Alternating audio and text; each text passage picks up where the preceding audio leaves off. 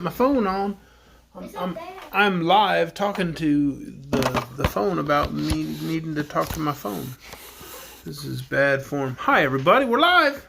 We're live. We were live while I was still trying to find my phone stand and get my lighting situation all worked out. But it was 8 o'clock. I had to hit the button because we go live at 8 o'clock to read Oz. Currently, The Lost Princess of Oz, and we are on Facebook. This is my face. This is the book. The Lost Princess of Oz is the 11th book in the Oz series. L. Frank Baum wrote 14 books before his passing, and we're knocking them all out here. We are, like I said, we're on book 11 here. So we are closing in on the home stretch. Holy cow. We've been doing this for almost a year. We started shortly after my birthday, which is in late April.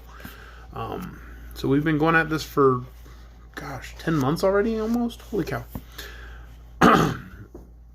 Tonight it is time for Chapter 4 of The Lost Princess of Oz. Chapter 4 is entitled Among the Winkies. Different kind of Winkies, but I felt like I should wink at you. Let's find out what's going on here. I'm excited about going to Winky Country because the Winky Country has an emperor, and that emperor is the Tin Man. And I enjoy doing his voice. So I am hopeful that the Tin Man will appear in this chapter. Chapter 4.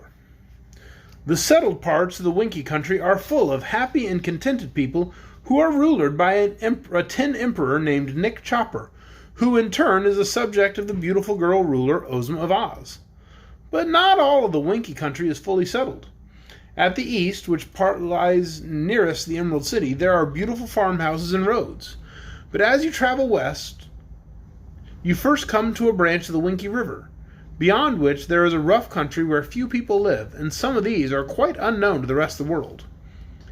After passing through this rude section of territory, which no one ever visits, you would come to still another branch of the Winky River, after crossing which you would find another well-settled part of the Winky Country extending westward quite to the deadly desert that surrounds all the land of Oz and separates that favored fairyland from the more common outside world.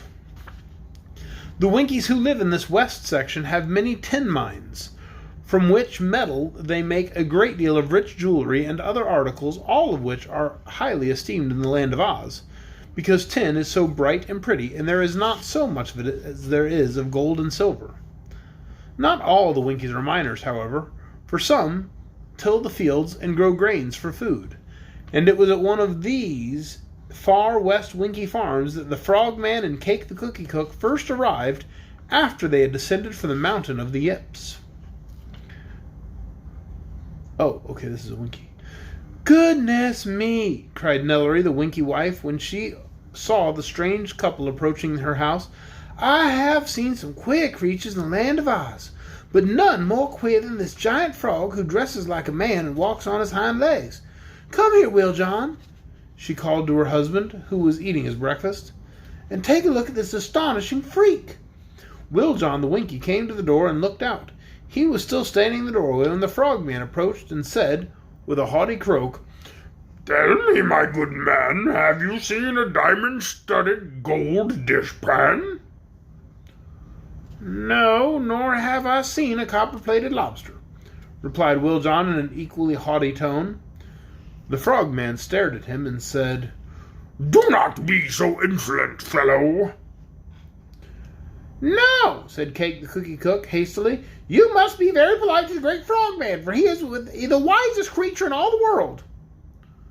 "And who says that?" inquired Will John. "He says so himself," replied Cake, and the Frogman nodded and strutted up and down, twirling his gold-headed cane very gracefully. "Well, does the Scarecrow admit that this overgrown frog is the wisest creature in the world?" asked Will John. "I do not know who the Scarecrow is," answered Cake the Cookie Cook. "Well, he lives in the Emerald City, and he's supposed to have the finest brains in all of Oz. The wizard gave them to him, you know." "Mine ruined my head," said the Frogman pompously, "so I think they must be better than any wizard brains.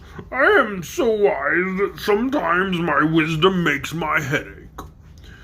I know so much that often I have to forget part of it. since no one creature, however great, is able to contain so much knowledge. It must be dreadful to be stuffed so full of wisdom, remarked Will John reflectively, and eyeing the frogman with a doubtful look. It is my good fortune to know very little. I do hope, however, you know where my jeweled dishpan is, said the cookie cook anxiously. I do not know even that, returned the Winky. We have enough trouble in keeping track of our own dishpans without meddling with the dishpans of strangers. Finding him so ignorant, the frogman proposed that they walk on and seek Cake's dishpan elsewhere. Will John the Winky did not seem greatly impressed by the great frogman, which seemed to that personage as strange as it was disappointing. But others in this unknown land might prove more respectful. Well, I'd like to meet that Wizard of Oz, remarked Cake as they walked along a path. If he could give the Scarecrow brains, he might be able to find my dishpan. Puh! Grunted the frogman scornfully. I am greater than any wizard. Depend on me. If your dishpan is anywhere in the world, I'm sure I will find it. If you do not, my heart will be broken, declared the cookie cook in a sorrowful voice. For a while the frogman walked on in silence. Then he asked, Why do you attach so much importance to a dishpan? It is the greatest treasure I possess, replied the woman. It belonged to my mother and to all my grandmothers since the beginning of time. It is, I believe, the very oldest thing in all the Yip country. Or was while it was there, she added, dropping her voice to an awed whisper. It has magic powers. In what way? Inquired the frogman, seeming to be surprised at this statement. Well, whoever has owned that dishpan has been a good cook, for one thing. No one else is able to make such good cookies as I have cooked, as you and all the Yips know. Yet the very morning after my dishpan was stolen, I tried to bake a batch of cookies, and they burned up in the oven. I made another batch that proved too tough to eat, and I was so ashamed of them that I buried them in the ground. Even the third batch of cookies, which I brought with me in my basket, were pretty poor stuff, and no better than any woman could make who does not own my diamond-studded gold dishpan. In fact, my good frogman, Cake, the cookie cook, will never be able to cook good cookies again till her magic dishpan is restored to her. In that case, said the frogman with a sigh, I suppose we must manage to find it. And that is the end of Chapter 4. Chapter 4, which was entitled Among the Winkies. Tomorrow night, right here, 8 o'clock, Facebook, not live, because I'm going to have to record it early because church. We're going to read Chapter 5, Ozma's Friends Are Perplexed.